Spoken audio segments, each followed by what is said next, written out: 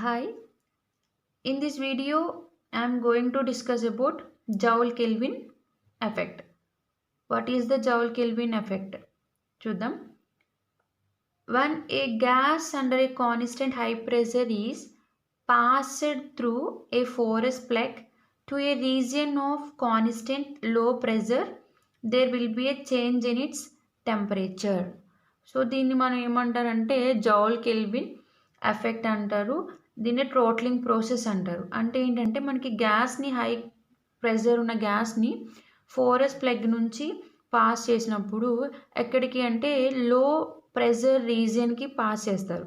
So ఇలా pass చేసినప్పుడు అక్కడ ఏం జరుగుతుందంటే టెంపరేచర్ అన్నది చేంజ్ అవుతూ ఉంటుంది. సో దీన్ని మనం జౌల్ కెల్విన్ ట్రోట్లింగ్ ప్రాసెస్ అంటాం. సో ఈ ప్రాసెస్లో మనకి ఎంథాల్పీ ఆఫ్ ద సిస్టమ్ అన్నది కాన్స్టెంట్ ఉంటుంది. అంటే చేంజ్ ఇన్ ఎంథాల్పీ అన్నది జీరో అవుతుంది. సో దీనికి డెరివేషన్ చూద్దాం. మనం ఇక్కడ ఎంథాల్పీ ఫార్ములా చూద్దాం. H = U + PV అండ్ మనకి DH ఫార్ములా ఉంది. DH ఫార్ములా ఏంటి అంటే చేంజ్ ఇన్ ఎంథాల్పీ ఫార్ములా ఏంటంటే TdS + VdP. అలానే మనకి first TdS equation, second TdS equation, third TdS equations ఉంటాయి. సో ఇప్పుడు మనం ఏ ఈక్వేషన్ తీసుకుంటామంటే సెకండ్ TdS ఈక్వేషన్ తీసుకుంటాం.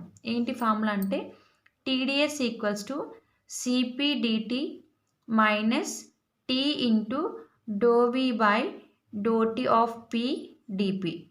సో ఈ 3 ఈక్వేషన్స్ రాసుకున్నాం. సో ఇక్కడ మనం ఈ సెకండ్ ఈక్వేషన్లో ఈ TdS ప్లేస్లో మనం ఈ ఫార్ములాని సబ్స్టిట్యూట్ చేస్తాం.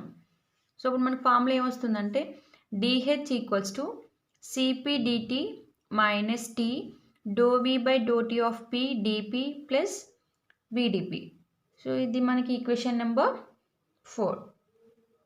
ఓకే, ఇప్పుడు ఏం చేస్తామంటే మనం ఇక్కడ డిపి ఇక్కడ డిపి ఉంది. సో డిపిని కామన్ తీద్దాం. కామన్ తీస్తే DH = Cp dt - T dV/dt of P. So minus into minus plus. So కాబట్టి ఇక్కడ -V వస్తుంది. డిపిని కామన్ తీసాం. ఇప్పుడు ఇది మనకి మైనస్ ఉంది కదా ఈ టర్మ్. సో ఈ మైనస్ టర్మ్ ఇటు సైడ్ పంపిద్దాం. పంపిస్తే మనకి ఈక్వేషన్ ఏమవుతుంది? Cp dt = DH + T of dV/dt of P - V dP. So దీనికి ఈక్వేషన్ నెంబర్ 5. ఆల్రెడీ మనకు తెలుసు జౌల్ కెల్విన్ ఎఫెక్ట్లో DH అన్నది 0, అంటే చేంజ్ ఇన్ ఎంథాల్పీ అన్నది మనకి 0. కాబట్టి ఇక్కడ ఏం చేస్తామంటే ఈ ప్లేస్లో మనం 0 సబ్స్టిట్యూట్ చేస్తాం. Then Cp dt = T dV/dt of P - V × dP. Okay, ఇక్కడ Cp మల్టిప్లై చేస్తుంది send to this side.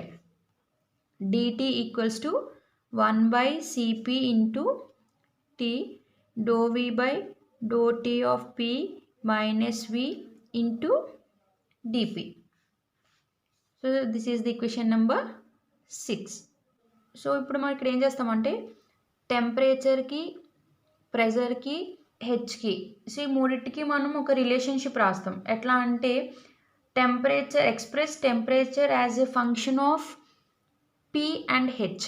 So మనకు ఆల్రెడీ తెలుసు ఆ ఈక్వేషన్స్ ఎట్లా రాస్తామని. సో ఇక్కడ మనకి ఫార్ములా ఏమవుతుందంటే ∂T/∂P of H dP + ∂T/∂H of P dH.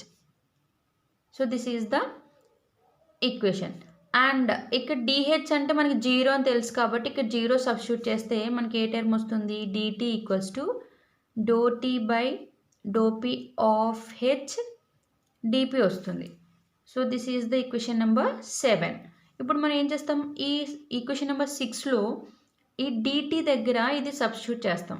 So substitute చేస్తే ∂T/∂P of H dP = 1/Cp × T × dV/dt of P - V ×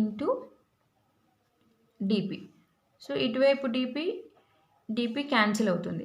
cancel అయ్యి మన ఫార్ములా ఏమొస్తుంది? ∂T/∂P of H = 1 by Cp T into dou V by dou T of P minus V. So ఇప్పుడు ఇక్కడ మన equation చూద్దాం.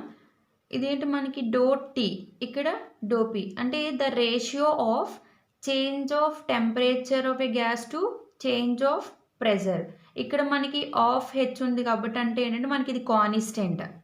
So దీన్ని మనం ఏమని చెప్తామంటే జౌల్ కెల్విన్ కోఎఫిషియంట్ అంటాం. అంటే this is equals to mu. Mu equals to do T by do P of H.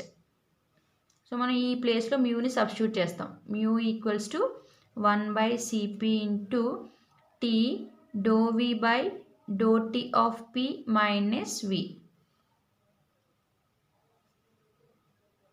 This is the Joule Kelvin effect derivation.